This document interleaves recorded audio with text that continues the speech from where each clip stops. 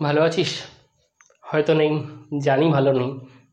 পদার্থবিদ্যা ফিজিক্সের কোশ্চেন আজকে একটু শক্ত হয়েছিল এবং একটু লেন্দি কোশ্চেন হয়েছিল, সত্যিই লেন্দি কোশ্চেন হয়েছিল। 1 ঘন্টা 15 মিনিটের মধ্যে ক্যালকুলেটর ছাড়া এত বড় বড় ক্যালকুলেশন হয়তো সলভ করা এতটাও সহজ নয়। যারা কোশ্চেন করেছিল তারাও যদি পরীক্ষা দিত, হয়তো 1 ঘন্টা 15 মিনিটে তোদের যা যা অসুবিধা হয়েছে, তোরা যা যা ফেস করেছিস আজকে পরীক্ষা দিতে বসে, হয়তো যারা কোশ্চেন করেছিল তারাও যদি আজকে উত্তর দিতে বসতো, তারাও একই সমস্যার সম্মুখীন হতো। অবশ্যই হতো। আমি কোশ্চেন দেখে এটাই বুঝলাম। এবার কি করা যাবে? জীবনে যত সমস্যা বড় বড় আসবে না ছোটবেলা থেকে, তত তোরাই প্রিপেয়ার হবি। তো কিছু করার নেই। আলটিমেটলি তুই কাউকে দোষ দিতে পারবি না, আমিও কাউকে দোষ দিতে পারবো না। কোশ্চেন করেছে, ফিজিক্স কোশ্চেন এরকমই হয়, ফিজিক্স কোশ্চেনের স্ট্যান্ডার্ডও এরকম। এটা একটা সেট স্ট্যান্ডার্ড। আগেরবার সোজা কোশ্চেন হয়েছিল, আগেরবার কমন কোশ্চেন এসছিল, পিওয়াইকিউ রিপিট হয়েছিল।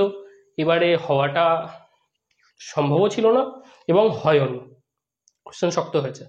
এবার কোশ্চেন শক্ত হয়েছে বলে তোরা ঘাবড়েছিস, তোদের দুঃখ হয়েছে, তোরা কষ্ট পেয়েছিস, অনেক প্রিপারেশান নিয়েছিলি, কিন্তু অনেকেরই সেই প্রিপারেশান আলটিমেটলি কাজে আসেনি। কিন্তু কী করা যাবে? আপাতত মঙ্গলবারের জন্য একটুখানি চিন্তা কর। মঙ্গলবার পরীক্ষা খুব ভালো হবে, আমি তোকে এইটুকুনি বলতে পারি, এবং আমি গ্যারেন্টি নিয়ে বলতে পারি মঙ্গলবার পরীক্ষা খুব ভালো হবে। কিন্তু তার জন্য একটুখানি সাজেস্টিভ ভিডিও একটু দেখ, খুব খুব খুব ভালো করে দেখ, একটু আত্মকেন্দ্রিক হ, একটুখানি নিজেকে সামলা এবং কনসেন্ট্রেশনটা একটু বাড়া, দিয়ে ভিডিওটা দেখ। দেখ পুরোপুরি সব একদম পুরো পাই টু পাই পুরো ভিডিও ধরে ধরে ধরে ধরে ধরে ধরে করতে থাক। এখন অত কিছু পড়া সম্ভব নয়, কিন্তু অনেকটা সময় আছে এখনো। যদি ভাবিস আজকে শনিবার, আজকে ধর শুক্রবার, কাল শনি রবি সোম, এখনো 3 দিন সময় আছে।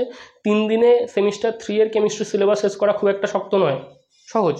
তার মধ্যে বেশিরভাগটাই কিছুটা মুখস্থবিদ্যা কেন্দ্রিক, পি ব্লকটা বা বায়োমলিকিউলের কিছুটা পোর্শন, বা যদি তোরা পলিমার বলিস পলিমার বা কলোয়েড কিছুটা। আজকে আমি এই ভিডিওতে আমি প্রত্যেকটাই কমপ্লিট করে দেবো, প্রত্যেকটাই সাজেশন হিসেবে দেবো, কিন্তু এই ভিডিওতে আমি আজকে মূলত হ্যালো অ্যালকেন হ্যালো অ্যারিন এবং বায়োমলিকিউল নিয়ে হালকা একটু চর্চা করব। খুব সমস্যা হবে না, একটুখানি একটু মন লাগা, দেখ একদম ঠিকঠাক হয়ে যাবে। দেখ হ্যালো অ্যালকেন হ্যালো অ্যারিন যখনই তুই পড়বি, একদম প্রথমে তোকে যেটা পড়তে হবে সেটা হচ্ছে দ্বিমেরু ভ্রামক। একদম প্রথমে তোকে যেটা পড়তে হবে সেটা হচ্ছে দ্বিমেরু ভ্রামকের কতগুলি কোশ্চেন তোর সামনে অবশ্যই আসবে, অবশ্যই আসবে। দ্বিমেরু ভ্রামকটা একটু ভালো করে পড়ে যাস। তোরা প্রত্যেকে জানিস দ্বিমেরু ভ্রামক কি, that is a vector quantity, that is E cross D, বা তোরা আরো ভালো করে যদি তোরা ফিজিক্সে পড়েছিস 2L কিউ, বা তোরা এটাও জানিস charge into distance between charge, charge or mod of charge into distance between charge। এটাকে আমরা কি বলি? এটাকে আমরা দ্বিমেরু ভ্রামক বলি। তার মানে মিউ কি? Mu is a vector quantity, এবং এটা হচ্ছে দ্বিমেরু ভ্রামককে আমরা এরকম ভাবে চিহ্নিত করি ই ক্রস ডি বা ই ইন্টু ডি বা 2L কিউ। 2Lটা হচ্ছে ডিস্টেন্স, কিউটা হচ্ছে charge or the magnitude of charge, যাই বলিস না কেন সেটা। আচ্ছা একটা মিনিট একটুখানি একটু ওয়েট কর।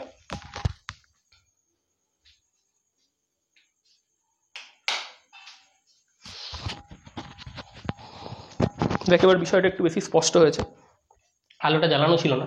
দেখ দ্বিমেরু ভ্রামক কি? দ্বিমেরু ভ্রামক হচ্ছে এটা ই ক্রস ডি। দেখ এটা পুরোটাই তোরা পারবি, এই কনসেপ্ট অনুযায়ী একটা কোশ্চেন তুলবে, এবং কি কোশ্চেন আসবে তোরা সেটাও জানিস। 1 নম্বর টপিক সেটা হচ্ছে CH3F আর CH3Cl এর ডাইপোল মোমেন্ট। এখান থেকে একটা কোশ্চেন দিতে পারে CH3F এবং CH3Cl এর ডাইপোল মোমেন্ট, এটা খুব ইম্পর্টেন্ট একটা টপিক। এবং তার পাশাপাশি CH3CH2Cl এবং CH2 ডাবল বন্ড CHCl। তোরা প্রত্যেকেই জানিস এই কোশ্চেনটা সম্বন্ধে, তোরা প্রত্যেকেই অবগত কম বেশি। ইথাইল ক্লোরাইড এবং ভিনাইল ক্লোরাইডের দ্বিমেরু ভ্রামক দেখবি, একটুখানি এটা একটু পড়িস। CH3F আর CH3Cl এর মধ্যে তোরা জানিস CH3Cl এর ডাইপোল মোমেন্ট বেশি, আর ইথাইল ক্লোরাইড ভিনাইল ক্লোরাইডের মধ্যে ইথাইল ক্লোরাইডটা বেশি, কারণ এখানে একটা রেজোনেন্সিয়াল ডাইপোল মোমেন্টের ডিরেকশন আছে, একটা ইন্ডাকটিভ এফেক্টের জন্য ডাইপোল মোমেন্টের ডিরেকশন আছে। রেজোনেন্সের ডিরেকশনটা হচ্ছে এই দিকে, মানে সিএল থেকে উল্টো দিকে, মানে সিএল এর বিপরীত দিকে, সিএল এর অপোজিট দিকে হচ্ছে রেজোনেন্স জনিত দ্বিমেরু ভ্রামক, এবং সিএল এর দিকে হচ্ছে -I এফেক্টের জন্য ইন্ডাকটিভ প্রভাবজনিত দ্বিমেরু ভ্রামক। অর্থাৎ এখানে দুটো দ্বিমেরু ভ্রামকের যে ধর্ম, তারা পরস্পরকে অপোজ করবে এবং কিছুটা পরিমাণে প্রতিমিত করবে, এবং তার ফলে ভিনাইল ক্লোরাইডের ডাইপোল মোমেন্ট কিছুটা হলেও আংশিক রূপে হ্রাসপ্রাপ্ত হবে। তো ইথাইল ক্লোরাইডের ডাইপোল মোমেন্ট কিছুটা বেশি। এই একটা কোশ্চেন এখান থেকে দিতে পারে এবং আসা উচিত।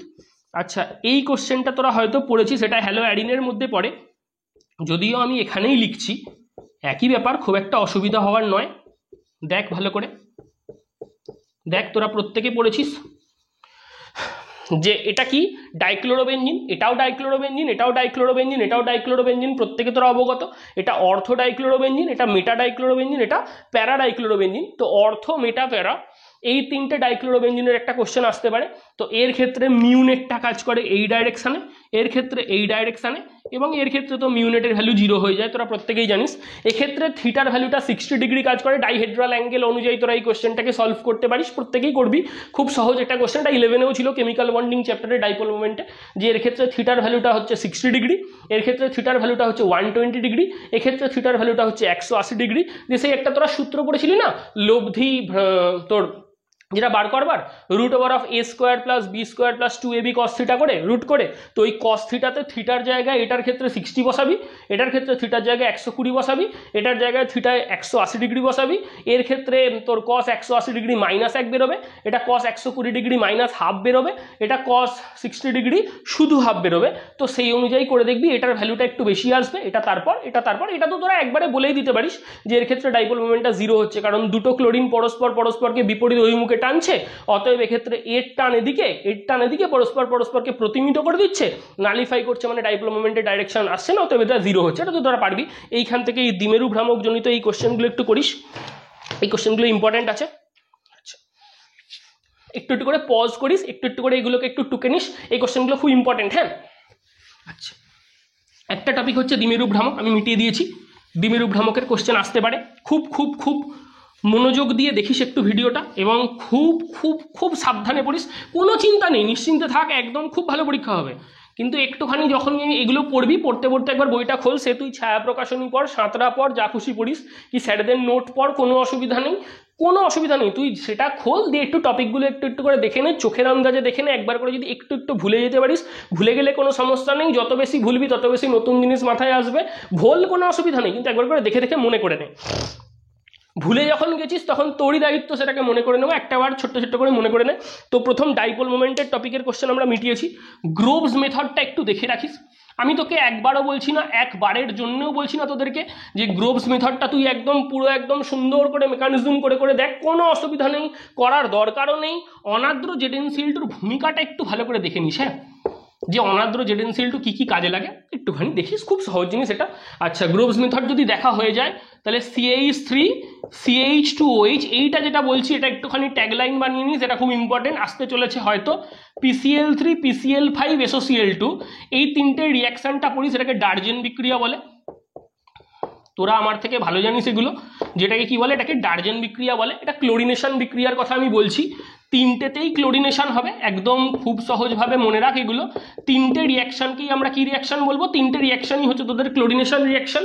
তো অ্যালকোহলে PCl3 দিলেও, মানে ফসফরাস ট্রাইক্লোরাইড দিলেও ক্লোরিনেশন হবে, PCl5 দিলেও ক্লোরিনেশন হবে, SOCl2 বা এটার নাম হচ্ছে থায়োনিল ক্লোরাইড, কি নাম, এটার নাম হচ্ছে থায়োনিল ক্লোরাইড। তো তুই যাই দিস না কেন, প্রত্যেকটা দিলেই তোর কি হবে না, CH3 CH2Cl উৎপন্ন হবে, নিশ্চিন্ত থাক, CH3 CH2Cl উৎপন্ন হবে, ক্লোরোইথেন বা ইথাইল ক্লোরাইড যাই বলিস না কেন সেটা উৎপন্ন হবে।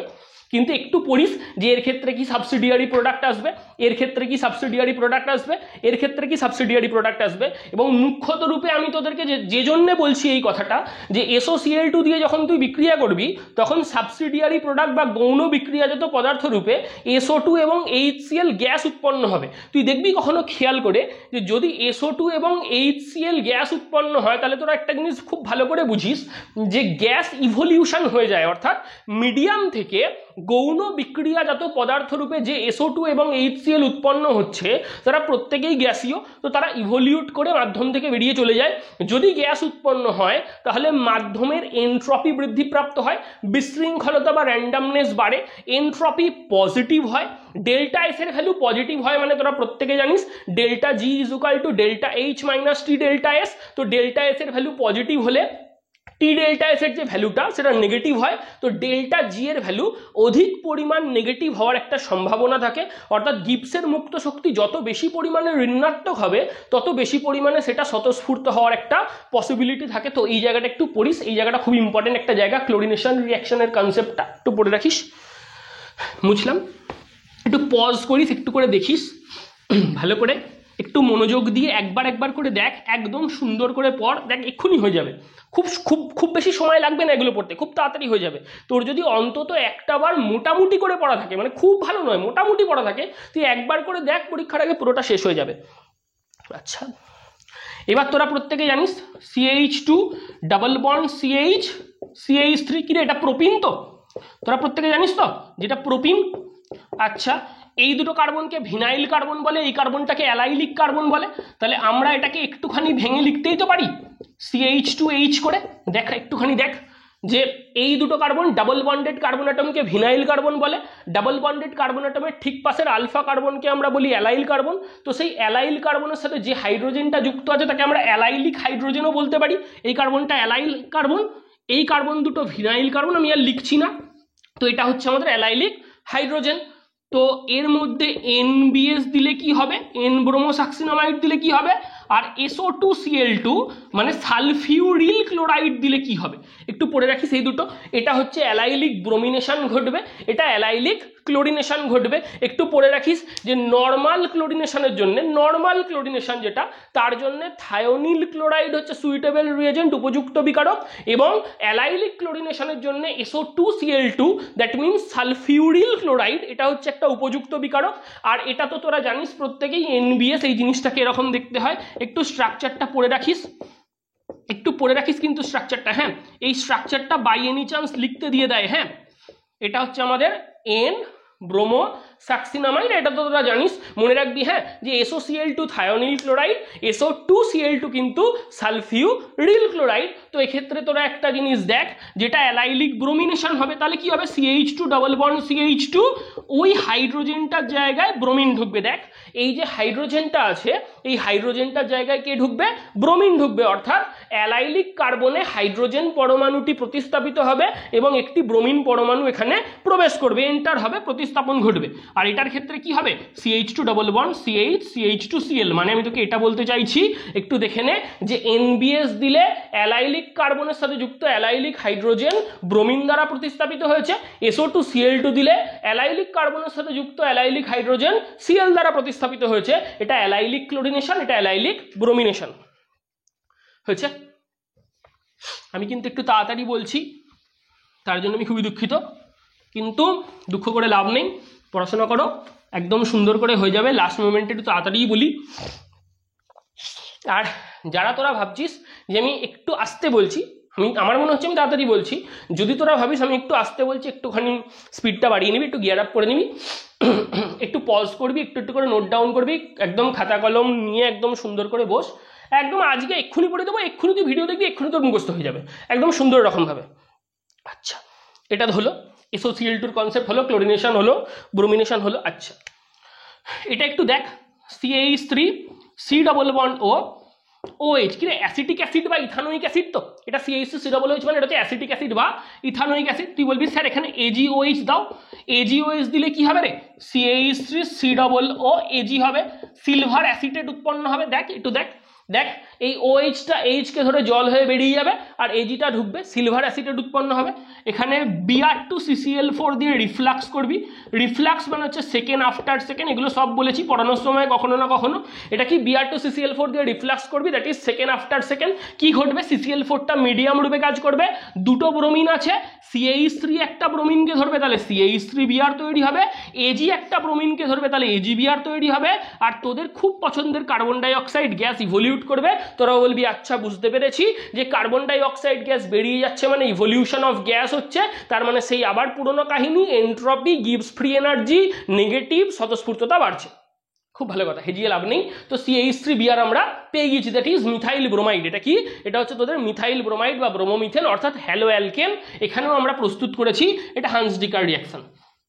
এটা বোরোডিন হান্সডিকার রিয়াকশন, অনেক বইতে বোরোডিন হান্সডিকার লেখা আছে, নিশ্চিন্তে থাক এটা হান্সডিকার রিয়াকশন, আবার হুন্সডিকার রিয়াকশন বলিস না, হ্যাঁ এটা হান্সডিকার রিয়াকশন। আচ্ছা তারপর দেখ, আচ্ছা একটুখানি এটাকে ঘাঁটবো, একটুখানি আমার কাছে বোর্ড আছে আমি করি, সেটা টোকা হয়ে গেছে তোদের, অবশ্যই টোকা হয়ে গিয়েছে, হান্সডিকারটাও মুছে দিই। তুই বলবি স্যার কি করতে চলেছেন, একটু দেখ এখানটা 2 বসিয়ে দে, এখানটা 2 বসিয়ে দে, তাহলে কি হবে রে, এখানে দুটো এজিওএইচ নে, তাহলে এটা কি হবে, দুটো এটা তৈরি হবে। দেখ দুটো এইচ দুটো ওএইচ কে ধরে দুটো জল বেরিয়ে যাচ্ছে, দুটো এইচ দুটো ওএইচ কে ধরে দুটো জল বেরিয়ে যাচ্ছে, তাহলে দুটো সিলভার অ্যাসিটেট তৈরি হচ্ছে, অবশ্যই হচ্ছে। I2CCl4 রিফ্লাক্স কর, কি করবি, I2CCl4 দিয়ে রিফ্লাক্স কর, কি হবে, তুই বলবি স্যার দেখুন এখানে দুটো এজি আছে, দুটো এজি দুটো আই কে ধরে দুটো এজিআই বেরিয়ে যাচ্ছে, কি বেরিয়ে যাচ্ছে দেখ একবার ভালো করে দেখ, দেখ দুটো এজি আছে, দুটো এজি দুটো আই কে ধরে দুটো এজিআই বেরিয়ে যাচ্ছে, ওই পোর্শনটা থেকে একটা কার্বন ডাই অক্সাইড গ্যাস বেরোচ্ছে, আর কি হচ্ছে CH3, আর একটা C ডবল বন্ড ও পড়ে আছে, CH3 লাগছে, এর নাম কি, এর নাম হচ্ছে মিথাইল অ্যাসিটেট, কি নাম, এস্টার তৈরি হচ্ছে, কি নাম এটার, মিথাইল অ্যাসিটেট, মিথাইল অ্যাসিটেট মানে এস্টার তৈরি হচ্ছে, এস্টার তৈরি হচ্ছে। এটা বার্নবম সিমোনিনি রিয়াকশন, কি রিয়াকশন, বার্নবম সিমোনিনি রিয়াকশন, এটা একটু পড়ে রাখিস, বাই এনি চান্স তোকে কোশ্চেনটা একটু ঘুরিয়ে দিতেই পারে, তখন তুই এটা দিয়ে একটু খেলে নিস, এটাও খুব ভালো একটা জিনিস। তার মানে আমরা এটাও পেয়ে গেলাম, বোরোডিন হান্সডিকার পেয়ে গেছি, বার্নবম সিমোনিনি পেয়ে গিয়েছি। এবার দেখ ধর এটা দিল তোকে CH3CH2Br, তার মধ্যে তোকে দিল NaI অ্যাসিটোন, কি দিল, NaI অ্যাসিটোন, কি হবে, তুই বলবি স্যার CH3CH2I হবে, CH3CH2I হবে, কি রে, ফিঙ্কেলস্টেন রিয়াকশন, ব্রোমো ইথাইল ব্রোমাইড থেকে ইথাইল আয়োডাইড, কি নাম, ফিঙ্কেলস্টেন রিয়াকশন, এর মধ্যে Hg2F2 দে, তাহলেই তোর পাওয়া যাবে কি CH3CH2F, কি রিয়াকশন, সোয়ার্টস রিয়াকশন। তার মানে আমরা ব্রোমো থেকে আয়োডো তৈরি করব কি দিয়ে, ফিঙ্কেলস্টেন দিয়ে, ব্রোমো থেকে ফ্লুরো তৈরি করব কি দিয়ে, সোয়ার্টস দিয়ে, এই রিয়াকশনটার কি নাম, এই রিয়াকশনটার নাম সোয়ার্টস রিয়াকশন, এই রিয়াকশনটার কি নাম, ফিঙ্কেলস্টেন রিয়াকশন, কি রিয়াকশন, ফিঙ্কেলস্টেন রিয়াকশন। আচ্ছা খুব ভালো কথা, এই Hg2F2 না দিয়ে এখানে AgF দিয়ে দিতে পারে, AsF5 দিয়ে দিতে পারে, SbF5ও দেওয়া যেতে পারে, দেখিস একটুখানি, মোটামুটি এগুলো দেওয়া থাকে, নর্মালি Hg2F2 দিলেই হয়ে যায়। যাই হোক, তো ফিঙ্কেলস্টেন পেয়ে গেছি আমরা, সোয়ার্টস পেয়ে গেছি আমরা, আয়োডো তৈরি করতে গেলে ফিঙ্কেলস্টেন, ফ্লুরো তৈরি করতে গেলে সোয়ার্টস, খুব ভালো কথা, বোরোডিন হান্সডিকার পেয়ে গিয়েছি এবং বার্নবম সিমোনিনিও পেয়ে গিয়েছি। একটু দেখে একটু দেখিস, যেটা আমি বলতে পারবো না আমি তোকে একদম সিম্পলিফাই করে বলছি, একটু কনসেপ্ট অনুযায়ী SN1 SN2টা পড়িস, মানে সাবস্ট্রেট কি চুজ করব, কার ক্ষেত্রে 1 ডিগ্রি কার ক্ষেত্রে 2 ডিগ্রি, একটু ভালো করে শুনে রাখ আমি কি বলতে চাইছি। SN1 SN2 এর মেকানিজম দুটো একটু দেখিস, মানে SN2 এর ক্ষেত্রে ওই যে ব্যাকসাইড অ্যাটাক হচ্ছে নিউক্লিওফাইল দিয়ে, ওই জায়গাটা একটু দেখিস, ট্রানজিশন স্টেট তৈরি হচ্ছে, মাঝখানে একটা ইমাজিনারি ট্রানজিশন স্টেট তৈরি হচ্ছে, বা ইনভার্জন অফ কনফিগারেশন ঘটছে SN2 এর ক্ষেত্রে, সাবস্টিটিউশন নিউক্লিওফিলিক বাইমলিকুলার রিয়াকশন, মানে এই রিয়াকশনটার আণবিকতা হচ্ছে 2, মানে এই রিয়াকশনটার ক্ষেত্রে যদি কখনো খেয়াল করিস সাবস্ট্রেটটার কনসেন্ট্রেশন এর উপরও ডিপেন্ড করছে rate of reaction, as well as নিউক্লিওফাইলের কনসেন্ট্রেশনের উপরও কিন্তু রেট অফ রিয়াকশনটা ডিপেন্ড করছে। অর্থাৎ SN2 বিক্রিয়ার ক্ষেত্রে কিন্তু তুই খুব ভালো করে যদি লক্ষ্য করিস দেখবি SN2 মানে কি, সাবস্টিটিউশন নিউক্লিওফিলিক বাইমলিকুলার রিয়াকশন, বাইমলিকুলার মানে আণবিকতা, আণবিকতা কত 2, তো দ্বি আণবিক বিক্রিয়া মানে এখানে রেট অফ রিয়াকশন যেটাকে আমরা RDS বলি, অর্থাৎ রেট ডিটারমাইনিং স্টেপ বা হার নির্ণায়ক ধাপ, সেখানে কিন্তু দুটো অণু পার্টিসিপেট করছে। যদি ভালো করে খেয়াল করিস যে SN2 তে রেট ডিটারমাইনিং স্টেপে রেট অফ রিয়াকশন এর জন্য দুটো অণু পার্টিসিপেট করছে, তাহলে রেট অফ রিয়াকশন কার উপর ডিপেন্ড করবে, তুই বলবি সাবস্ট্রেটের গাঢ়ত্বের উপরও ডিপেন্ড করবে, অ্যাজ ওয়েল অ্যাজ নিউক্লিওফাইলের গাঢ়ত্বের উপরও ডিপেন্ড করবে।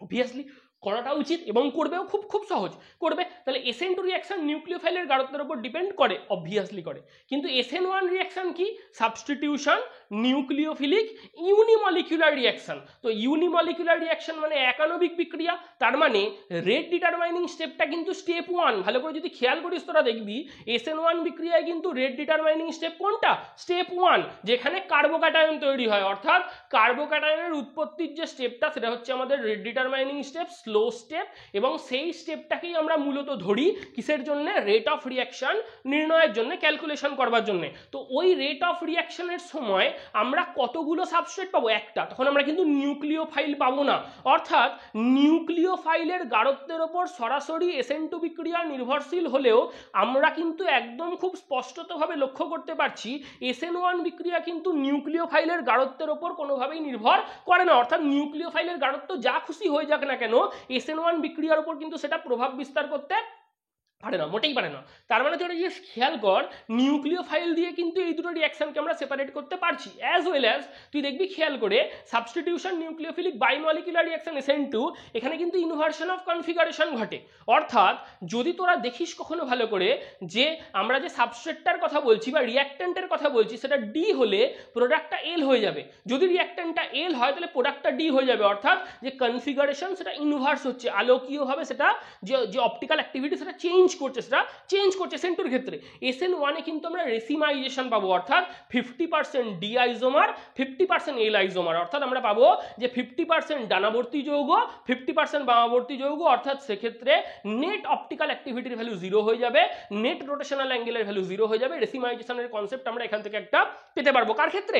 SN1 এর ক্ষেত্রে। এবং আরো একটা কথা ভালো করে মনে রাখবি, SN2 কিন্তু ব্যাকসাইড অ্যাটাকের উপর ডিপেন্ড করে, অর্থাৎ 180 ডিগ্রি কৌণিক ব্যবধানে নিউক্লিওফাইল যে পশ্চাৎদেশীয় আক্রমণ করে, ব্যাকসাইড অ্যাটাক করে, পেছন দিক থেকে লাথি মারে, ওই যে ব্যাকসাইড অ্যাটাকটা তার উপর কিন্তু কে ডিপেন্ড করে না, তার উপর SN2 ডিপেন্ড করে, অর্থাৎ SN2 directly depends on the backside attack from 180 degree angular distance. কিন্তু SN1 কার উপর নির্ভরশীল? কার্বোক্যাটায়নের স্থায়িত্বের উপর নির্ভরশীল। যখনই তুই কার্বোক্যাটায়নের স্থায়িত্বের কথা বলবি হাইপার কনজুগেশন আসবে, হাইপার কনজুগেশনের কনসেপ্ট আসলে আলফা হাইড্রোজেনের নাম্বার আসবে। একটুখানি ভালো করে লক্ষ্য করেছিস, একটুখানি ভালো করে একটু দেখে যাস ভালো করে এই জিনিসগুলো, যে যখনই আমরা SN2 বলবো তখনই ব্যাকসাইড অ্যাটাকের কথা বলবো, তখনই বাল্কি গ্রুপের কথা বলবো, আর যখনই SN1 বলবো কার্বোক্যাটায়নের সুস্থিতির কথা বলবো, কার্বোক্যাটায়নের স্টেবিলিটির কথা বলবো, এবং কার্বোক্যাটায়নের স্টেবিলিটির কথা বলবার মানেই হাইপার কনজুগেশনের কথা বলবো, হাইপার কনজুগেশনের কথা বলবো মানেই আমরা সেখানে আলফা হাইড্রোজেনের সংখ্যার কথা বলবো। অর্থাৎ এটা একটু দেখিস মোটামুটি ভালো করে। এবং আরো একটা জিনিস ভালো করে বুঝে নিস যে সাবস্ট্রেট চুজ, যেটা আমি বললাম এক্ষুনি, যে সাবস্ট্রেট কি হবে। SN1 এর ক্ষেত্রে আমরা কি পাবো? SN1 এর ক্ষেত্রে প্রাইমারি থেকে 1 ডিগ্রি থেকে 2 ডিগ্রি থেকে 3 ডিগ্রিতে SN1 ভালো হবে। যদি খেয়াল করিস SN1 এর ক্ষেত্রে কি হবে? প্রাইমারি থেকে 1 ডিগ্রি থেকে 2 ডিগ্রি থেকে 3 ডিগ্রিতে SN1 ভালো হবে। আর SN2 এর ক্ষেত্রে 3 ডিগ্রি থেকে 2 ডিগ্রি থেকে 1 ডিগ্রি থেকে প্রাইমারিতে ভালো হবে। তুই বলবি কেন স্যার, এমনটা কেন হচ্ছে? আমি তোকে সঙ্গে সঙ্গে বলবো যে প্রাইমারি থেকে 3 ডিগ্রি কার্বোক্যাটায়নের স্টেবিলিটি বেশি হয়, প্রাইমারির দিক থেকে 3 ডিগ্রি কার্বোক্যাটায়নের দিকে সুস্থিতি বা স্টেবিলিটি বেশি হয়। এখন আমরা প্রত্যেকেই এটা সম্বন্ধে অবগত, এই পার্টিকুলার ধারণাটা আমাদের মধ্যে অলরেডি সুস্পষ্ট রূপে ঢুকে গিয়েছে যে কার্বোক্যাটায়নের স্টেবিলিটির উপর SN1 ডিপেন্ড করে। তো এদিক থেকে এদিকে কার্বোক্যাটায়নের স্টেবিলিটি বাড়ে, অতএব SN1 রিঅ্যাকশনের সক্রিয়তাও এদিকে থেকে এদিকেই বাড়ে, অর্থাৎ SN1 রিঅ্যাকশন এদিক থেকে এদিকে ইনক্রিমেন্ট হয়। তো SN2 এর ক্ষেত্রে কি হয়? Backside attack. তো ভাই ভালো করে একটুখানি দেখ যে প্রাইমারি যে যৌগ, সেই প্রাইমারিটা কি? তুই বলবি স্যার এটা কি রে, বলতে পারি তো? ফ্লাইং ওয়েজ প্রজেকশন করে আমরা এটাকে এরকম ভাবে আঁকতে পারি তো? তুই বলবি হ্যাঁ। এ দেখুন স্যার, এখানে কার্বনের পেছন দিকে 3টে আকারে ছোট হাইড্রোজেন পরমাণু আছে, এটা কি প্রাইমারি হ্যালাইড? এটা কি? তুই বলবি এটা তো স্যার প্রাইমারি হ্যালাইড। কি নাম এটা? Primary halide. একটু ভালো করে খেয়াল কর, দেখ এই যে কার্বন এবং এক্সের যে বন্ডটা, তার পেছন দিকে যে হাইড্রোজেনের আমব্রেলাটা আছে, তো হাইড্রোজেন পরমাণুগুলো তো আকারে ছোট, তারা তো বাল্কি গ্রুপ নয়, তাহলে পেছন দিকটা তো ফাঁকা আছে। পেছন দিকটা ফাঁকা আছে মানে নিউক্লিওফাইল কি বলবে? বাহ, আমি খুব সুন্দর করে অ্যাটাক করবার একটা চান্স পেয়ে গিয়েছি। অর্থাৎ 180 ডিগ্রি কৌণিক ব্যবধানে নিউক্লিওফাইল কর্তৃক ব্যাকসাইড অ্যাটাক খুব সুন্দরভাবে স্বতঃস্ফূর্তভাবে সম্পন্ন হবে। যদি হয় তাহলে তুই তখনই বলবি এই কার্বনের আগে থেকে 4টে বন্ড ছিল, নিউক্লিওফাইল অ্যাটাক করলে 5টা বন্ড হয়ে যাচ্ছে, যেটা কিনা হতে পারে না কেমিস্ট্রির নিয়ম অনুযায়ী। তো এই বন্ডটা খুলে এক্সের মাথায় হয়ে লিভিং গ্রুপ বেরিয়ে চলে যাবে। এটাই তো আমরা SN2 পড়ি। SN2 এর ক্ষেত্রে আমাদের মূল মুদ্রা কনসেপ্টটা কি? তুই বলি আমাদের ক্ষেত্রে না স্যার, মূল মুদ্রা কনসেপ্ট হচ্ছে এটা, যে এইটা হচ্ছে আমাদের ব্যাকসাইড অ্যাটাকের কনসেপ্ট, অর্থাৎ SN2 ব্যাকসাইড অ্যাটাক দিয়ে আমরা ব্যাখ্যা করব, SN1 কার্বোক্যাটায়নের সুস্থিতি দিয়ে আমরা দেখা করবো, খুব ভালো কথা। তো এই সাবস্ট্রেট চুজটা একটু দেখে রাখিস, নিউক্লিওফাইলের গাঢ়ত্বের উপর কোনটা ডিপেন্ড করে হ্যান একটু দেখে রাখিস, যেগুলো বললাম। দেখবি বইতে SN1 আর SN2, সে তুই যেই বই পড়িস, SN1 আর SN2 যে পুরো কনসেপ্টটা যেটা পার্থক্য মতো লেখা আছে, এই পার্থক্যের জায়গাটা একটু পড়ে যাস, তাহলে কি হবে বলতো, SN1 এর ক্যারেক্টারিস্টিক্সগুলো তোর একবার পড়া হয়ে যাবে, SN2 এর ক্যারেক্টারিস্টিক্সগুলো তোর একবার পড়া হয়ে যাবে। আমার যতটুকুনি সাধ্য আমি বলছি পরপর করে।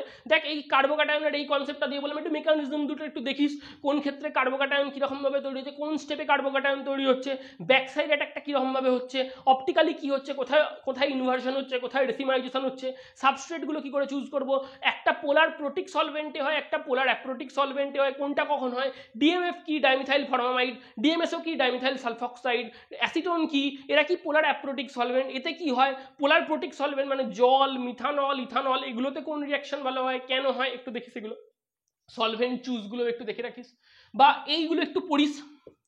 ধর তোকে আমি লিখছি CH3Br, CH3(3)CBr, CH3 CH3 CH3 CH2Br, normal এরকম Br ব্রোমোবেনজিন, CH2Br, একটু দেখিস CH2 ডবল বন্ড CHBr বা CH2 ডবল বন্ড CH2Br। আমি তোদেরকে গ্যারেন্টি দিচ্ছি এর মধ্যে কোনো একটা কিছু দিয়ে বলবে যে কোথায় SN2 ভালো হয়, কোথায় SN1 ভালো হয়, কি কোনটাতে SN1 SN2 হয়ই না, কোনটাতে SN1 SN2 দুটোই হয়, একটু দেখে রাখিস। এটা প্রাইমারি, তাহলে এখানে শুধু SN2 হবে ভালো। এটা 3 ডিগ্রি, তাহলে এখানে SN1 খুব ভালো হবে।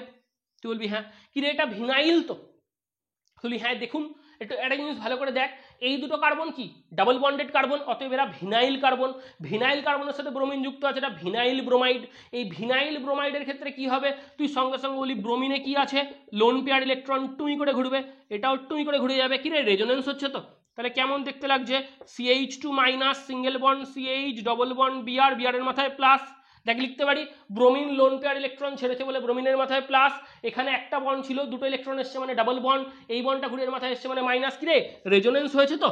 তাহলে একটা জিনিস খেয়াল কর, living group partial double bond character gain করেছে, দেখ ভালো করে দেখ, একটাতে ব্রোমিনের সাথে এই কার্বনটার সিঙ্গেল বন্ড ছিল, এখানে ব্রোমিনের সাথে এই কার্বনটার ডাবল বন্ড আছে, অতএব এখানে partial double bond character gain করেছে। যদি partial double bond character gain করে, অতএব লিভিং গ্রুপের যে বন্ডটা, সেই বন্ডটার বন্ড স্ট্রেংথ বেড়ে গিয়েছে, বলতে পারি তো লিভিং গ্রুপের যে বন্ডটা তার বন্ড স্ট্রেংথ বেড়ে গিয়েছে, বন্ড স্ট্রেংথ বেড়েছে মানে বন্ড ডিসোসিয়েশন এনার্জি বেড়ে গিয়েছে, অর্থাৎ এই বন্ধনটা সহজে বিভাজিত হবে না, এই বন্ধনটা সহজে বিভাজিত হবে না।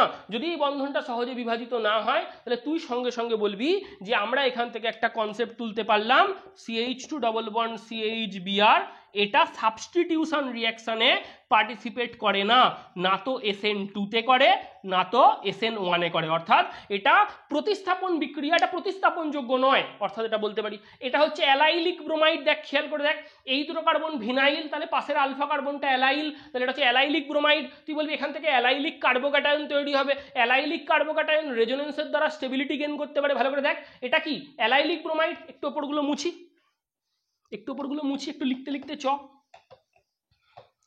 দেখ বোর্ড নোংরা করার জায়গা, খাতা যেমন নোংরা করার জায়গা, বোর্ডও নোংরা করার জায়গা, আমি নোংরা করে দিচ্ছি, তোরা একটু টুকে নে, দিয়ে তারপর আবার একটু দেখ। তাহলে এই দুটো কার্বন কি ভিনাইল কার্বন, এই কার্বনটা কি অ্যালাইল কার্বন, তাহলে এই ব্রোমিনটা কোন কার্বনের সাথে যুক্ত, অ্যালাইল কার্বনের সাথে, তাহলে এটা কি অ্যালাইল ব্রোমাইড। তুই দেখ খেয়াল করে একবার ব্রোমিনকে অ্যাজ লিভিং গ্রুপ বের করে দে, তাহলে কি পড়ে থাকবে CH2 double bond CH2 plus, এটা কি রে অ্যালাইল কার্বোক্যাটায়ন। তো তুই বলবি হ্যাঁ স্যার এই কার্বনটা হচ্ছে অ্যালাইল কার্বন, তো এখানে প্লাসটা কোন কার্বনের মাথায় আছে, অ্যালাইল কার্বনের মাথায়, তাহলে এটা কি carbocation, allyl carbocation. Allyl carbocation কি করবে, রেজোনেন্স, অতএব অ্যালাইল কার্বোক্যাটায়ন স্টেবল। হ্যাঁ তুই বলবি হ্যাঁ অ্যালাইলিক কার্বোক্যাটায়ন ভায়া রেজোনেন্স স্টেবিলিটি গেইন করে, অর্থাৎ যদি এর মধ্যে স্টেবিলিটি থাকে, তাহলে কার্বোক্যাটায়নের স্টেবিলিটি থাকলে সেটা কি রিঅ্যাকশন করবে, SN1, কি রিঅ্যাকশন করবে SN1। কোনো অসুবিধা হয়তো নেই, মুছে দিলাম। হ্যাঁ রে দেখ এটার দিকে তাকা, এটার দিকে তাকা, এই ব্রোমিনটা যে কার্বনের সাথে যুক্ত আছে সেই কার্বনটা সরাসরি একটা কার্বনের সাথে যুক্ত আছে, অতএব এটা 1 ডিগ্রি, তো অতএব এটা SN2 করবে। তোকে কিন্তু মুরগি বানানোর জন্য একটুখানি দেবে, কিন্তু আবার মুরগি হয়ে যাস না, গিয়ে বলিস না আমাকে জবাই করে দিন, তোকে কিন্তু দেবে এরকম কোশ্চেন। দেখ খেয়াল করে, এই ব্রোমিনটা যে কার্বনের সাথে যুক্ত আছে সে কিন্তু সরাসরি একটা কার্বনের সাথে যুক্ত আছে, অতএব 1 ডিগ্রি, অতএব SN2 চান্সই কিন্তু বেশি, SN1 এর নয়। তুই কিন্তু এই তিনটেকে দেখে আবার বলিস না কার্বোক্যাটায়নের স্টেবিলিটি বেড়ে গেছে। ঠিক আছে, আচ্ছা এটার দিকে দেখা, দেখ ব্রোমোবেনজিন কিরে রেজোনেন্স হবে তো? ব্রোমোবেনজিনে কি হবে? তুই বলবি হ্যাঁ স্যার রেজোনেন্স হবে। কিরকম টুই টুই করে ঘুরবে তো? তাহলে তুই আমার একটা কথা বল, রেজোনেন্স হলে কেমন দেখতে লাগছে? আমি একটা স্ট্রাকচার আঁকি, বাকিগুলো আঁকবো না, তোরা তো জানিস প্রত্যেকেই। তোদেরকে রেজোনেন্সকে আমি ছোট করতে চাই না, এত বড় ধৃষ্টতা আমার নেই যে তোদেরকে আমি রেজোনেন্সকে ছোট করব। দেখ এরকমভাবে এগোবে, এরকমভাবে এগোবে। তো একবার একটা জিনিস খেয়াল কর, এটা ব্রোমোবেনজিন, এটা ব্রোমোবেনজিন। তো ব্রোমোবেনজিনের ক্ষেত্রে আমরা কি পাচ্ছি? কার্বন আর ব্রোমিন মানে অ্যারাইল কার্বন, যেটা ভালো করে তোরা জানিস প্রত্যেকে হয়তো, যে বেনজিন রিংয়ের কার্বনগুলোকে অ্যারাইল কার্বন বলে, আর বেনজিন রিংয়ের অ্যারাইল কার্বনের সাথে সরাসরি যুক্ত কার্বনকে বেনজাইলিক কার্বন বলে। আমি কি বলছি ভালো করে একটাবার শোন কান খুলে, যে বেনজিন রিংয়ের প্রত্যেকটা কার্বনকে অ্যারাইল কার্বন বলে, এবং অ্যারাইল কার্বনের সাথে যে কার্বনটা সরাসরি যুক্ত থাকে তাকে বেনজাইলিক কার্বন বলে। তো এটা অ্যারাইল ব্রোমাইড, এটা কি অ্যারাইল ব্রোমাইড। এর ক্ষেত্রে আমরা কি পাচ্ছি? রেজোনেন্স দিয়ে এই বন্ডটা কেমন হয়ে যাচ্ছে? আংশিক দ্বিবন্ধন চরিত্র প্রকাশ পাচ্ছে। মানে আমরা বলতে চাইছি ব্রোমোবেনজিনের ক্ষেত্রে রেজোনেন্সের ফলে কার্বন ব্রোমিনের মধ্যে পার্শিয়াল ডবল বন্ড ক্যারেক্টার তৈরি হচ্ছে। তো যদি আংশিক দ্বিবন্ধন চরিত্র তৈরি হয় তাহলে আমি সেখানে কি বলতে পারি? আংশিক দ্বিবন্ধন চরিত্র তৈরি হওয়ার মানেই হচ্ছে এই বন্ডটা অনেক বেশি স্ট্রং, এই বন্ডটা অনেক বেশি স্ট্রং। যদি এই বন্ডটা অনেক বেশি স্ট্রং হয়ে যায় তাহলে আমরা সেখানে কি বলতে পারবো? এ সহজে ভাঙবে না। এই যদি সহজে না ভাঙে তাহলে লিভিং গ্রুপ বেরোবে না, লিভিং গ্রুপ না বেরোলে এও সাবস্টিটিউশন দিচ্ছে না, মানে এও SN2 দিচ্ছে না, এও SN1ও দিচ্ছে না। ঠিক আছে, কোনো অসুবিধা নিশ্চয়ই নেই, নেই তো? বুঝলাম। হ্যাঁ, লাস্ট একটা বাকি পড়ে আছে, ওকেও নিপটে দিই। দেখ খেয়াল কর, দেখ এটা কি রে? এটা হচ্ছে আমরা তার মানে কি বললাম, এই কার্বনটা অ্যারাইল কার্বন, তাহলে এই কার্বনটা কি বেনজাইলিক কার্বন। তাহলে এই ব্রোমিনটা কোন কার্বনের সাথে যুক্ত আছে? বেনজাইলিক কার্বনের সাথে। এটা বেনজাইলিক ব্রোমাইড, কি নাম? বেনজাইলিক ব্রোমাইড। এখান থেকে ব্রোমিনটাকে বের করে দেখ, কি পড়ে থাকবে রে? CH2 plus.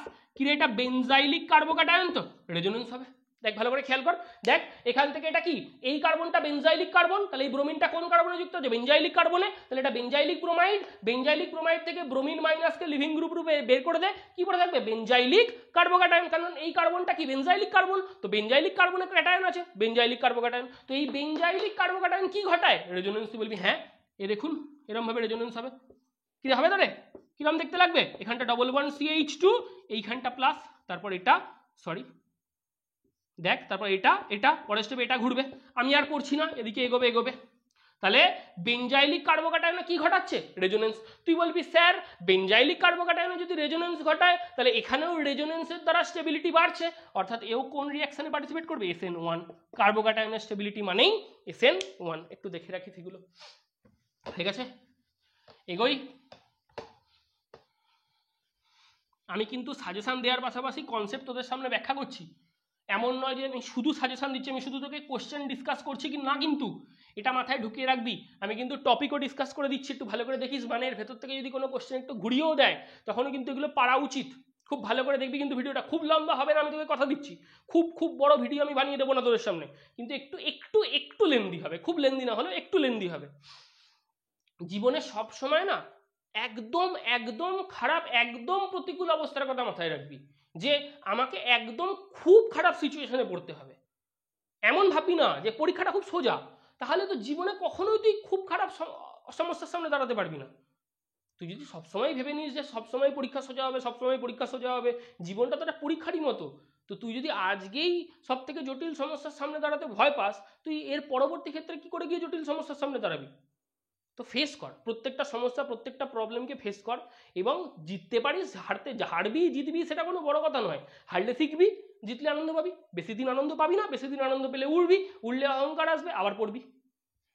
দেখ ভালো করে তাকা। তুই একটা জিনিস বোঝ, যে এতগুলো জিনিস আমরা করলাম, তো আরেকটা জিনিস একবার খেয়াল করে নে। CH3 CHBr CH2 CH3, এখানে KOH জল দেব আর KOH অ্যালকোহল দেব। খুব খুব খুব খুব ইম্পর্টেন্ট কিন্তু, হ্যাঁ মনে রাখিস, জল দিলে সাবস্টিটিউশন, অ্যালকোহল দিলে এলিমিনেশন। এই কথাটা যেন মাথার মধ্যে একদম খোপড়ির মধ্যে ফিট হয়ে যায়। জল দিলে সাবস্টিটিউশন, জল থাকলে সাবস্টিটিউশন, আর অ্যালকোহল থাকলে এলিমিনেশন। জল থাকলে সাবস্টিটিউশন, অ্যালকোহল থাকলে এলিমিনেশন, অ্যালকোহল থাকলে এলিমিনেশন। কি রে বলতে পারি তো? তাহলে কি হবে রে, এখানে KOH, কেটা বিআরকে ধরবে আর OH ঢুকবে, তাহলে কেমন দেখতে লাগবে? CH3 CHOH CH2 CH3। দেখ খেয়াল করে 2 বিউটানল তৈরি হচ্ছে। কি তৈরি হচ্ছে? 2 বিউটানল তৈরি হচ্ছে। তাহলে এখানে আমরা কি পেলাম? K প্লাস Br মাইনাস কে ধরে বেরিয়ে যাবে, OH ঢুকবে, মানে ব্রোমিনের জায়গায় OH ঢুকছে। ব্রোমিন অ্যাজ লিভিং গ্রুপ বেরিয়ে যাচ্ছে, OH মাইনাস অ্যাজ নিউক্লিওফাইল প্রবেশ করছে। এটা কি সাবস্টিটিউশন রিঅ্যাকশন। কিন্তু এখানে হলে কি করব এটার ক্ষেত্রে? দেখ একটাবার ভালো করে, এই ক্ষেত্রে আমরা এলিমিনেশন করব। কি করব এক্ষেত্রে? আমরা এলিমিনেশন করব। একটু মুছি ওপরেরটা, একটুখানি মুছলাম, হ্যাঁ ওপরেরটা। সাবস্টিটিউশনের কনসেপ্টটা বলে দিলাম, এবার এলিমিনেশনের কনসেপ্টটা বলছি। কিন্তু তার আগে একটাবার একটু জিনিস একটু করে ভালো করে দেখ। এই জিনিসটাকে আমরা কি এরকম ভাবে লিখতে পারি? তোরা যা বলবি তাই হবে। তোরা যদি বলিস হ্যাঁ স্যার লিখতে পারি, তাহলে আমি লিখবো, না হলে আমার কাছে মোছার জিনিস আছে আমি মুছে দেবো। আমাকে একটাবার বল যে এই দুরকম ভাবেই কি এই যৌগটাকে লেখা সম্ভব? আমি জানি তোরা এক্ষুনি বলবি যে আপনি লিখেছেন মানে লেখা সম্ভব। দেখ ভালো করে দেখ, যে এটার দিকে তাকা, এরকম ভাবে আর এরকম ভাবে। একবার কি করেছি, একবার এই টার্মিনাল কার্বনটার দিক থেকে হাইড্রোজেনকে খুলে লিখেছি, একবার এই ইন্টারনাল কার্বনটার দিক থেকে হাইড্রোজেনকে খুলে লিখেছি। ভালো করে একবার দেখার চেষ্টা কর। একবার এই কার্বনটাকে একবার হাইড্রোজেন খুলে লিখেছি, একবার ভেতর দিকের কার্বনটাকে হাইড্রোজেন খুলে লিখেছি। আমি কি বলছি? আমি তোকে বলছি এটা যে KOH এর সাথে অ্যালকোহল দাও। কি দাও? KOH এর সাথে অ্যালকোহল দাও। সে এটাতেও কি বেরোবে? HBr বেরোবে। এখান থেকেও কি বেরোবে? HBr বেরোবে। কেন? এলিমিনেশন, ডিহাইড্রো হ্যালোজিনেশন ঘটবে, অর্থাৎ হাইড্রোজেনও বেরোবে, হ্যালোজেনও বেরোবে, হাইড্রোজেনও বেরোবে, হ্যালোজেনও বেরোবে। এই রিঅ্যাকশনটার কি নাম? এই রিঅ্যাকশনটার নাম হচ্ছে ডিহাইড্রো হ্যালোজিনেশন। কি নাম? Dehydro halogenation. একটু দেখে রাখিস, ডিহাইড্রো হ্যালোজিনেশন। তো HBr বেরোলে কি হবে? CH2 double bond CH, CH2 CH3, এটা তৈরি হবে। আর এদিক থেকে হলে কি হবে? CH3 CH double bond CH, CH3। দেখে নে একবার ভালো করে দেখ, একবার খেয়াল কর। একবার টার্মিনাল পজিশন থেকে বেরোচ্ছে, একবার ইন্টারনাল পজিশন থেকে বেরোচ্ছে। খুব ভালো কথা, খুব ভালো করে বুঝতে পেরেছিস। দেখ এখানে 2 নম্বর কার্বন থেকে বেরিয়েছে, ভালো করে বোঝ একবার। দেখ এখানে 2 নম্বর কার্বন থেকে হাইড্রোজেন বেরিয়েছে, এখানে 1 নম্বর কার্বন থেকে হাইড্রোজেন বেরিয়েছে। এটা E1, এটা E2। এটা এলিমিনেশন ফ্রম 1 কার্বন, এটা এলিমিনেশন ফ্রম 2 কার্বন। এটা সেইডজেফ, এটা বিজ্ঞানী সেইডজেফ আবিষ্কার করেছিলেন এই জিনিসটা, আর এটা বিজ্ঞানী হফম্যান আবিষ্কার করেছিলেন এই জিনিসটা। ওটা সেইডজেফ প্রোডাক্ট, ওটা হফম্যান প্রোডাক্ট। আমাকে আমার একটা স্টুডেন্ট বলেছিল এটা সেট ওয়েট প্রোডাক্ট, এটা হাফ প্যান্ট প্রোডাক্ট। যাই হোক, মনে পড়ে গেল পড়াতে পড়াতে, যাই হোক নাম বলবো না তার। কিন্তু সে আমায় বলেছিল যে এটা সেট ওয়েট প্রোডাক্ট আর এটা হাফ প্যান্ট প্রোডাক্ট। যাই হোক, মজার ছেলে বললাম। এটা সেইডজেফ বলে একজন বিজ্ঞানী ছিলেন, তিনি সেইডজেফ প্রোডাক্ট আবিষ্কার করেছিলেন। এটা হফম্যান বলে আর একজন বিজ্ঞানী ছিলেন। দেখ এটা 1 নম্বর কার্বন থেকে হাইড্রোজেন বেরিয়েছে, তাই এলিমিনেশন ফ্রম 1 কার্বন। এটা 2 নম্বর কার্বন থেকে হাইড্রোজেন বেরিয়েছে, তাই এটা এলিমিনেশন ফ্রম 2 কার্বন। যাই হোক, একটুখানি দেখে রাখিস। তার মানে KOH এর সাথে জল দিলে তোর মাথায় কি আসবে না, KOH জল যে মুহূর্তে থাকবে তুই প্রতিস্থাপন ঘটাবি, ব্রোমিনের জায়গায় OH ঢুকিয়ে দিবি। আর যদি তোকে KOH এর সাথে অ্যালকোহল দেয়, তাহলে ডিহাইড্রো হ্যালোজিনেশন করবি, এলিমিনেশন করবি, বেরিয়ে চলে যাবে। একটু দেখে রাখিস, হ্যাঁ। আচ্ছা, এবার দেখ এটার দিকে রাখো। ধর তোকে এটা দিল ব্রোমিন, দিয়ে বললো KOH আর জল, আর একটা দিল KOH আর মিথানল বা ইথানল। দেখ খেয়াল করে, জল দিলে তো কোনো অসুবিধাই নেই, তুই বলবি কোনো অসুবিধা নেই, ব্রোমিনের জায়গায় OH ঢুকে যাবে। তার মানে আমি কি বলতে চাইছি? আমি তোকে এটা বলতে চাইছি জল দিলে কোন বিক্রিয়া হবে? সাবস্টিটিউশন। দেখ KBr বেরিয়ে গেছে, OH ঢুকে গেছে, সাবস্টিটিউশন হয়েছে। কিন্তু এইটাতে আমরা কি এই জিনিসটাকে এমনভাবে লিখতে পারি রে, ব্রোমিন আর হাইড্রোজেন এদিকে খুলে, তাহলে HBr এখান থেকে বেরোবে, এইখানে ডবল বন্ড হবে, তাহলে কেমন যৌগ তৈরি হবে? তুই বলবি এরকম, তুই বলবি এরকম। আবার আমি কি এটাকে এরকম লিখতে পারি রে, এটা ব্রোমিন, এদিকে একটা হাইড্রোজেন আছে, তাহলে এদিক থেকে HBr খুললো, এখানে ডবল বন্ড, তাহলে কেমন দেখতে হবে? এরকম। ঠিক আছে, একটু দেখে রাখিস। মানে আমি তোকে এটা বলতে চাইছি, যে মুহূর্তে তুই দেখবি হ্যালো অ্যালকেন বা হ্যালো অ্যারিন যা খুশি হোক, তাকে তুই KOH আর জল দিচ্ছিস, তাহলে অ্যালকোহল উৎপন্ন হবে। সরি, তার মানে আমি কি বলতে চাইছি, হ্যালো অ্যালকেন বা হ্যালো অ্যারিন যদি তুই তার মধ্যে কেওএইচ আর জল দিস তাহলে অলওয়েজ অ্যালকোহল উৎপন্ন হবে বা ফেনল উৎপন্ন হবে। কিন্তু তুই যদি কেওএইচ এর সাথে ইথানল দিস বা অ্যালকোহল দিস তাহলে সেক্ষেত্রে এলিমিনেশন হয়ে অ্যালকিন উৎপন্ন হবে। অর্থাৎ অল এলিমিনেশন রিয়াকশন তার ডাইরেকশন কোন দিকে, অ্যালকিনের দিকে। তার মানে অপনয়ন বিক্রিয়ার দ্বারা সর্বদাই কি গঠিত হয়, অ্যালকিন গঠিত হয়। কি গঠিত হয়, সর্বদাই অ্যালকিন গঠিত হয়। একটুখানি মাথার মধ্যে ঢুকিয়ে রাখিস বিষয়টা। এটা গেল। আচ্ছা, একটা জায়গার সাজেশন না আমি দেবো না, আমাকে তোরা ক্ষমা করিস, একটা জায়গার সাজেশন আমি দেবো না, সেটা হচ্ছে গ্রিগনার্ড বিকারক। গ্রিগনার্ড বিকারক আমি খুবই দুঃখিত, আমার চ্যানেলে আছে সব কটা ভিডিও দেখবি, তুই খেয়াল করে কখনো কখনো গ্রিগনার্ড লিখে সার্চ করবি, দেখবি হ্যালো অ্যালকেন হ্যালো অ্যারিনেও আমি পড়িয়েছি, অ্যালকোহল ফেনল ইথারেও পড়িয়েছি, দেখবি চ্যানেলে আরও যদি পড়িস অ্যালডিহাইড কিটোন কার্বক্সিলিক অ্যাসিডের মধ্যেও পড়ানো আছে। মানে এই জিনিসটা না, এই জিনিসটা একটা নয়, জিনিসটার মধ্যে সব কিছু আছে। তো এই গ্রিগনার্ড বিকারকটা একটু ভালো করে পড়ে রাখিস, খুব খুব খুব important, very very very important. যদি তোরা আমাকে কেউ জিজ্ঞেস করিস আমি কি বলতে চাইছি বলতো, যারা বোঝার তারা বুঝতে পেরে গেছিস। সাঁতরার বইয়ের লাস্টে দেখবি গ্রিগনার্ড বিকারকের যে কনসেপ্টটা আছে হ্যালো অ্যালকেন হ্যালো অ্যারিনের মধ্যেই, সাঁতরার বইতে দেখবি গ্রিগনার্ডের 9টা না 10টা মতো রিয়াকশন করে দেওয়া আছে। ওই রিয়াকশনগুলোর সবগুলোর কথা আমি বলছি, প্রত্যেকটা রিয়াকশন পড়িস। হ্যাঁ, কখনো কখনো শর্টে করে যাস না, এটা গ্রিগনার্ডটা সব কটা করে যাস। হ্যাঁ, দুটো চ্যাপ্টারে কিন্তু এটা একসাথে কাজে লেগে যাবে। হচ্ছে বুঝলাম, হ্যাঁ রে। আচ্ছা, এবার আমি কতগুলো জিনিস লিখবো, হ্যাঁ আমাকে একটুখানি সময় দে, দিয়ে তোরা না একটুখানি এটা করে নিস, একটুখানি এটা করে নিস। আমি জাস্ট লিখে দিয়ে যাচ্ছি, কি কি দিতে হবে একটু দেখিস, খুব ভালো করে দেখবি কিন্তু। হ্যাঁ, আমি একটা বার বলে দেব,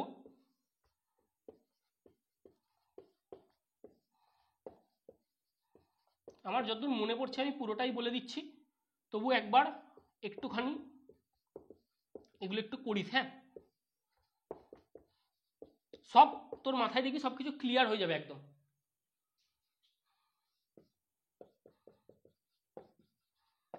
মানে আমি এই জিজ্ঞাসা চিহ্নগুলো দিচ্ছি মানে যেটা করিস, হ্যাঁ এগুলো কি তৈরি হবে দেখি বলছি পটাপট করে একবার একবার করে।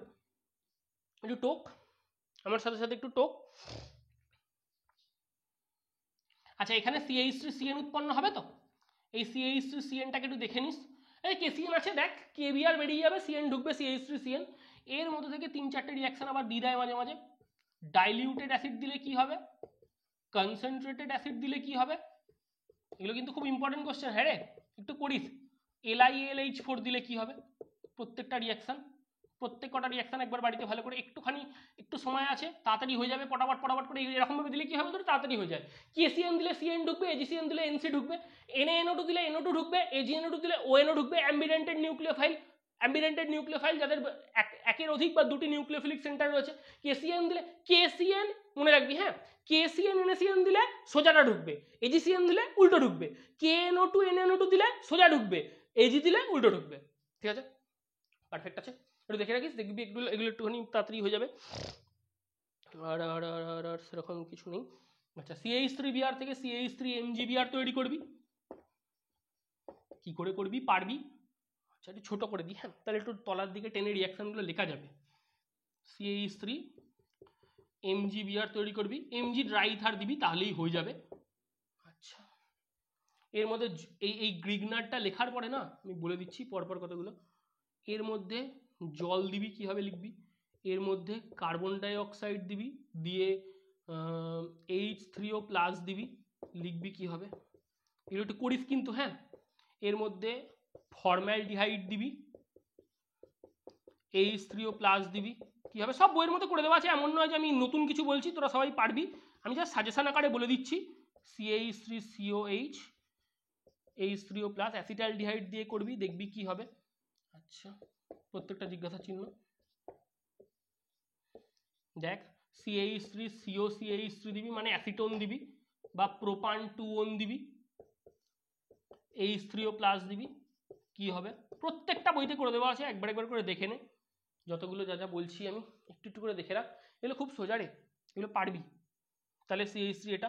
আচ্ছা, যেটা খুব ইম্পর্টেন্ট যেটা বলতে যাচ্ছিলাম, ইপক্সাইডটা খুব ভালো করে পড়িস, প্রত্যেকের উদ্দেশ্যে বলছি আমি এই কথাটা, প্রত্যেকের উদ্দেশ্যে, ইচ অ্যান্ড এভরিওয়ান, ইপক্সাইডটা খুব ভালো করে পড়ে যাস।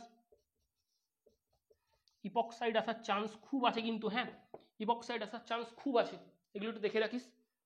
গ্রিগনারের প্রত্যেক কটা রিয়াকশন মোটামুটি করে একটু ভালো করে দেখে রাখিস।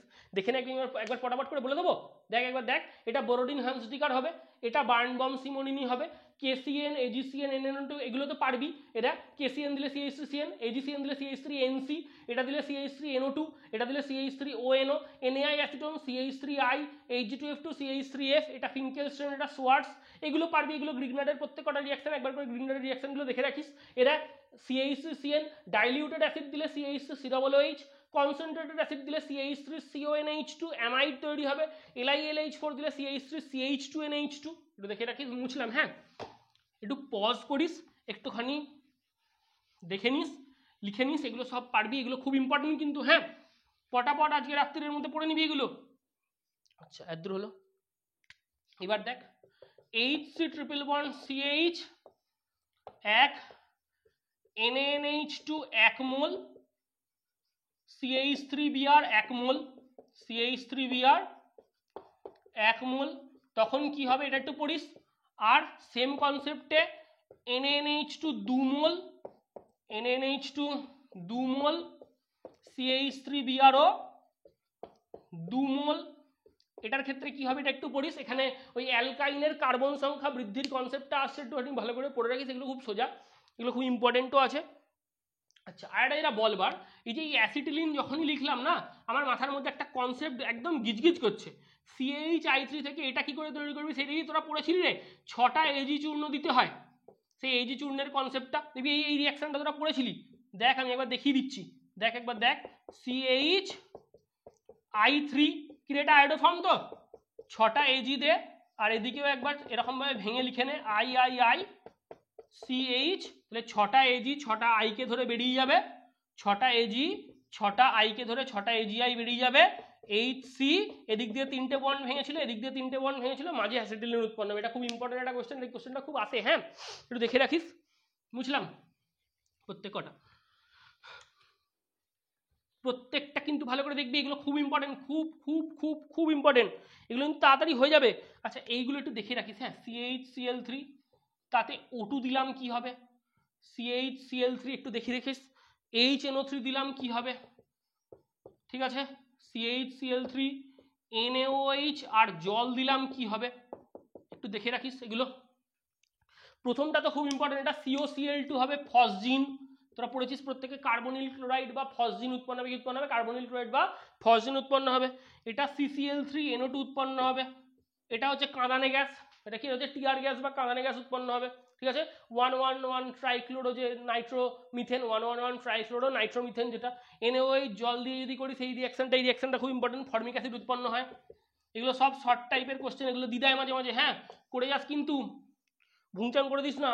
আর ফ্রেয়নটা করে যাস, ফ্রেয়ন কি করবি, ফ্রেয়ন বা CFCর যে কনসেপ্টটা আছে, ক্লোরোফ্লুরোকার্বন কি, একটু করে যাস। আচ্ছা আমাকে 1 মিনিট 2 মিনিট একটুখানি ব্রেক দে, একটু জল খাই।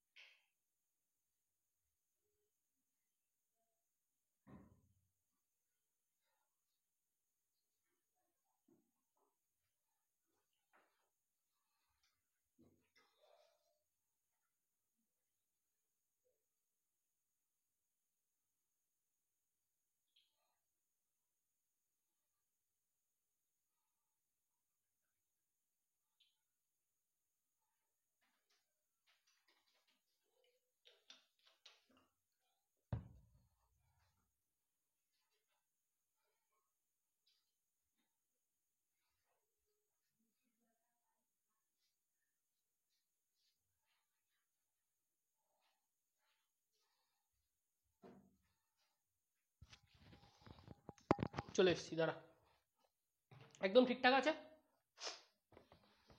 একটু এগিয়ে নিস ভিডিওটাকে, দেখ এবার হ্যালো অ্যারিনটা বলে দিই পটাপট করে। শোন কতগুলো কোশ্চেন তো খুব সহজে একবার শুনে নে। যে অ্যালকোহলের ওএইচ গ্রুপকে সহজে প্রতিস্থাপিত করা গেলেও ফেনলের ওএইচ গ্রুপকে সহজে প্রতিস্থাপিত করা যায় না কেন? এই কোশ্চেনটা খুব ভালো করে পড়ে রাখবি, এই কোশ্চেনটা খুব ইম্পর্টেন্ট। ইলেকট্রোফিলিক প্রতিস্থাপন বিক্রিয়ার যতগুলো বিক্রিয়া আছে ভালো করে করবি। কেন? দেখবি ফেনলের যে যখন ক্লোরোবেনজিন বল বা ফেনল বল যা খুশি বল, যে কোনো একটা বল, তো তাদের ক্ষেত্রে যখন রেজোনেন্সটা হয় সেই রেজোনেন্সে লোন পেয়ার ইলেকট্রনগুলো বেঞ্জিন বলয়ের কোথায় কোথায় ঘোরে? অর্থ প্যারা অর্থ পজিশনে। তার মানে chlorobenzene as well as phenol তাদের ক্ষেত্রে, বা অ্যানিলিন যখন পড়বি অ্যানিলিনের কনসেপ্ট পাবি, অ্যানিসোলের কনসেপ্টের ক্ষেত্রেও সেম জিনিস পাবি। মানে আমি তোকে বলতে চাইছি এইগুলো। আরে একবারে পড়ছিস যখন পুরোটাই একবারে পড়ে নে, তোর কাজে লেগে যাবে। এটা ক্লোরোবেনজিন, এটা ফেনল, এটা অ্যানিলিন। অ্যানিলিনটা অবশ্য কাজে লাগবে না, অ্যানিলিনটা পরে আসবে, অ্যানিসোলটা আসবে কারণ ইথার পড়াবো, OCH3। এদের প্রত্যেকের ক্ষেত্রে যখন রেজোনেন্সটা হয়, রেজোনেন্স হলে লোন পেয়ার ইলেকট্রনগুলো কোথায় কোথায় সার্কুলেট হয়? তুই বলবি লোন পেয়ার ইলেকট্রনটা ভায়া রেজোনেন্স বেঞ্জিন বলয়ের অর্থ প্যারা এবং অর্থ পজিশনে ডিলোকালাইজ হয়। তার মানে সেক্ষেত্রে আমরা এটা বলতে পারি তো যে অর্থ প্যারা আর অর্থ পজিশনটা নেগেটিভলি চার্জ হয়ে যাচ্ছে। তার মানে ইলেকট্রোফাইল মানে কি? ইলেকট্রনের প্রতি ফিলিং আছে। ইলেকট্রনের প্রতি ফিলিং আছে মানে ইলেকট্রন লাভার, যাদের ইলেকট্রনের প্রতি আসক্তি আছে। তো বেঞ্জিন বলয়ের কোন কোন পজিশন নেগেটিভ হয়ে গিয়েছে? অর্থ প্যারা অর্থ। তাহলে ইলেকট্রোফিলিক প্রতিস্থাপন বিক্রিয়া কোথায় কোথায় ঘটবে? অর্থ প্যারা অর্থ। ওগুলো একটুখানি পড়িস। ক্লোরোবেনজিন SN2SN1 বিক্রিয়ায় অংশগ্রহণ করতে পারে, বললাম একটু আগে জিনিসপত্রগুলো একটু দেখে রাখিস। আচ্ছা, আর একটা কথা বলবার, খুব খুব খুব ইম্পর্টেন্ট কিন্তু এটা, হ্যাঁ ভালো করে করে যাস। হ্যাঁ, ধর তোকে এটা দিল, এটা ক্লোরোবেনজিন, তুই বলবি হ্যাঁ ক্লোরোবেনজিন। এটা প্যারানাইট্রোক্লোরোবেনজিন বা 4-নাইট্রোক্লোরোবেনজিন। এটা 2,4-ডাইনাইট্রোক্লোরোবেনজিন, তুই বলবি হ্যাঁ। আর এটা 2,4,6 ট্রাইনাইট্রোক্লোরোবেনজিন। কি নাম? 2,4,6 ট্রাইনাইট্রোক্লোরোবেনজিন। এই চারটের মধ্যে কোনটার সক্রিয়তা প্রতিস্থাপন বিক্রিয়ায় অধিক তোকে জিজ্ঞেস করবে। তোকে জিজ্ঞাসা করা হবে যে এই চারটে অপশানে দিয়ে দেবে, দিয়ে বলবে যে কোনটার ক্ষেত্রে প্রতিস্থাপন বিক্রিয়া, সে প্রতিস্থাপন বিক্রিয়া মানে যে কোনো প্রতিস্থাপন বিক্রিয়া, সেই প্রতিস্থাপন বিক্রিয়ায় এই চারটের মধ্যে কোনটা সব থেকে ভালো পার্টিসিপেট করবে। তুই বলবি যে NO2 গ্রুপের সংখ্যা যদি বৃদ্ধিপ্রাপ্ত হয়, ভালো করে শোন, NO2 গ্রুপের সংখ্যা যদি বৃদ্ধিপ্রাপ্ত হয় তাহলে -I এবং -R প্রভাব বাড়বে। কি বাড়বে?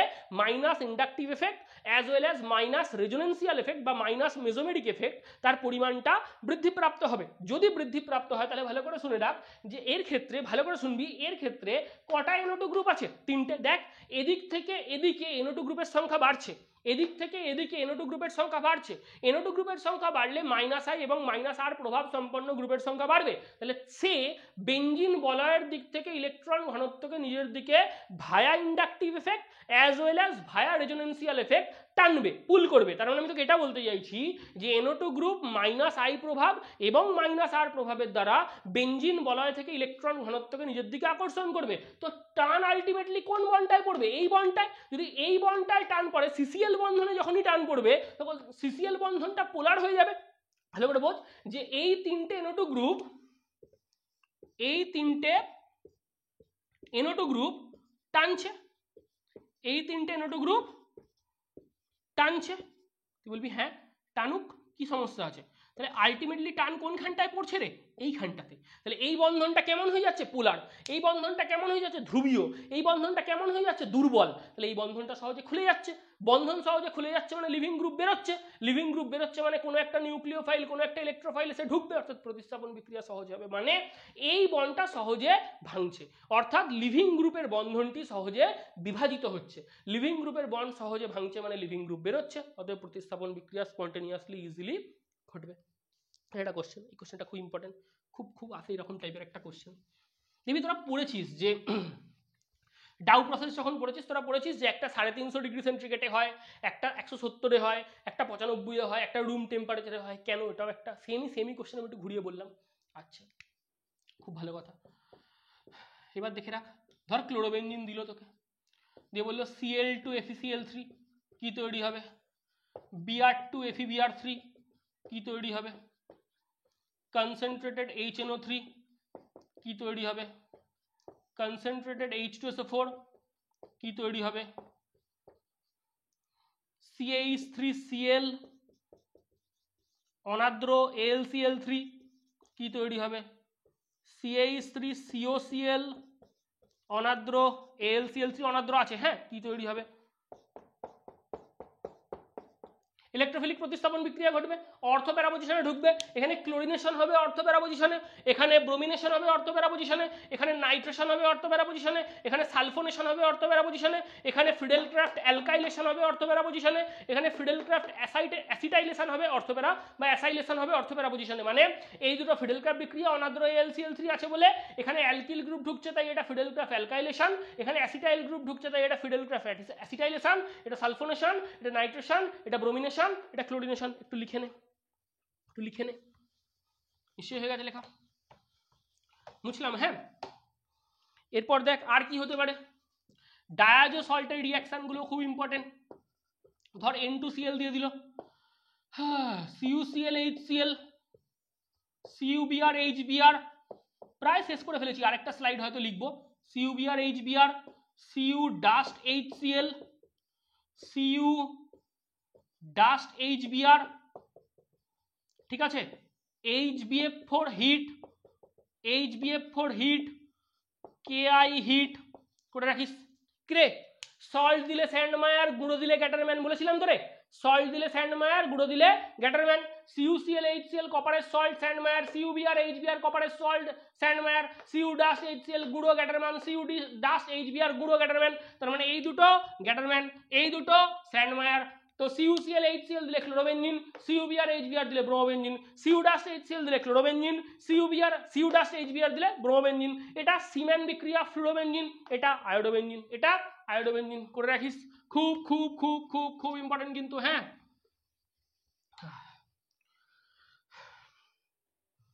বড্ড গরম রে,